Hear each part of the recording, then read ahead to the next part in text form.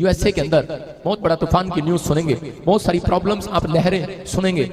Canada से America तक 21 तूफान मचाएंगे कोहरा, प्रति घंटे की रफ्तार से समंदर से उठेगा जलजला।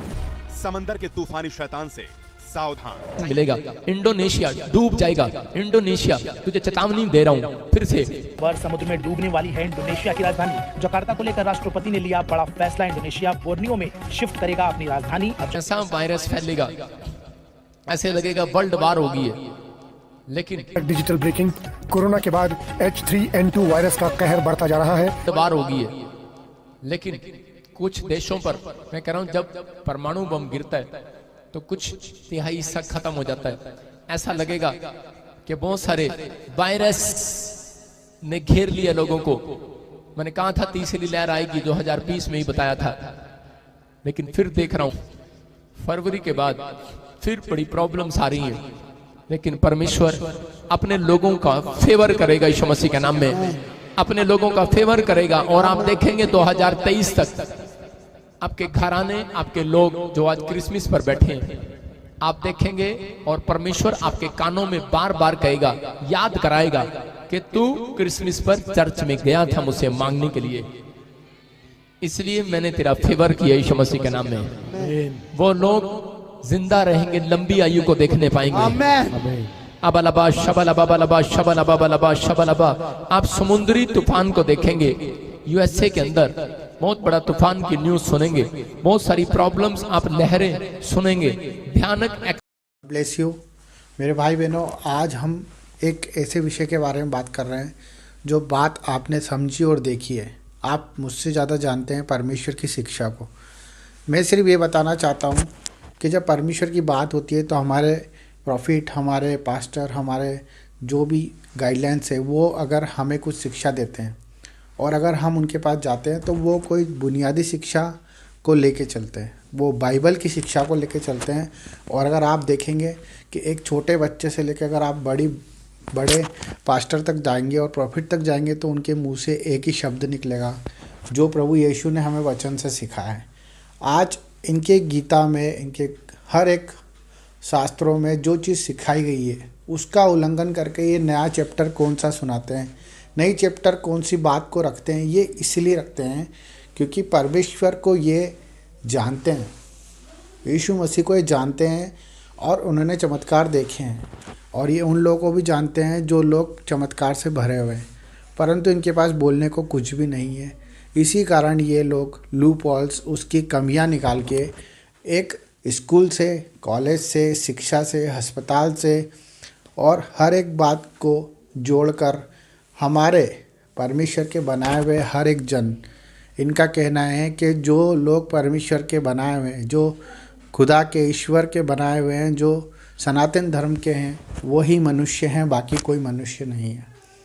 इस बात का उल्लेख इसलिए किया जा रहा है कि आने वाले टाइम में जो हमारे भाई हिंदू हैं उनके बच्चों को ये शिक्षा दी जा रही है ताकि वो हमें घृणा के नज़र से देखें और हमारे जीवन में उनको एक अलग नज़रिए से देखा जाए और हमारा प्रेम ख़त्म हो जाए और हम सिर्फ इन बाबाओं को और इनकी शिक्षाओं को ताजे और इनकी शिक्षाओं पे चले, ताकि इनकी शिक्षाओं से जो देश में ये चाह रहे हैं कि प्रेम ख़त्म हो जाए, चारों तरफ लड़ाई हो, चारों तरफ हर प्रकार की बुराइयां खड़ी हो जाए। परंतु परमेश्वर की शिक्षा ये नहीं है, हमें मारोगे, हमें लताड़ोगे, हमें कोसोगे, हमारी बाइबल से अगर उठा के चार शब्द गलत जोड़ के अपनी व्याख्या करोगे तो भी सच तो प्रमाण ही है। आप कितना भी कैसी भी तरीके से भोले वाले लोगों को भड़का सकते हो। आप इंग्लिश बोलते हो, आप अंग्रेज़ी की भाषा सीखते हो। क्यों सीखते हो? क्योंकि आप उन लोगों को भी अपने पास जाना चाहते हो जो अंग्रेज़ी बोलते हैं। आप उन लोगों के पास भी जाते हो जो लोग आज इन शिक्षाओं को नहीं जानते। आप घर घर पंपलेट बंटवाते हो, प्रचार करते हो, आप बड़े बड़े पंडाल लगाते हो। हमें कोई उससे आपत्ति नहीं है। आप अच्छी शिक्षा दें, परमेश्वर आपको और आशीष देगा और शांति देगा। मैं बता रहा हूँ, आपके पास जो लोग हैं उन्हें स्वर्ग तक जाने के लिए आपकी ज़रूरत नहीं पड़ेगी।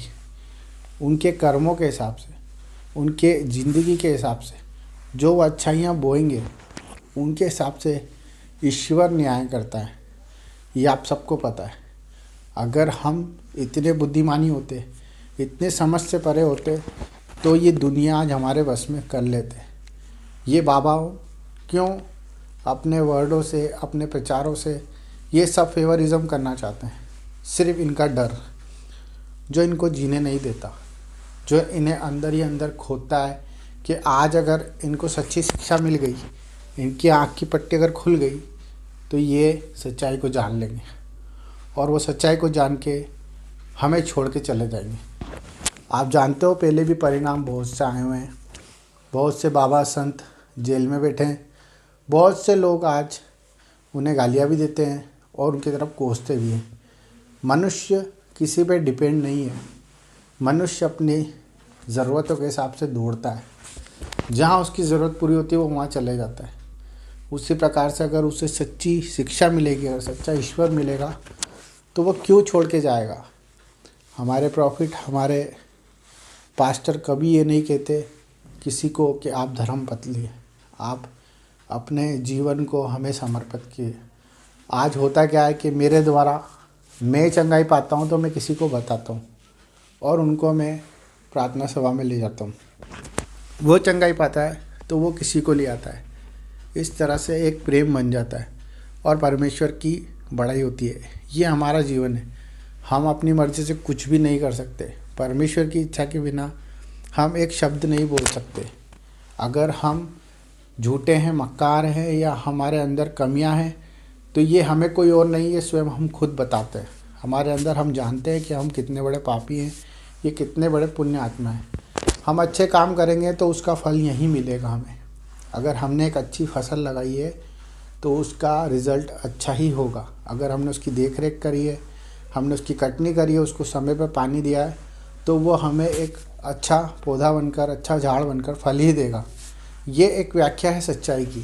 परंतु अगर हम बुरे काम करेंगे तो हमें उसका परिणाम भुगतना ही है, वो इसी दुनिया में, इसी जगह पर, यहीं पर। ये हमारा शरीर है, अगर हम इसे गंदा खाएंगे तो हमें कल रोग बनेंगे ही बनेंगे।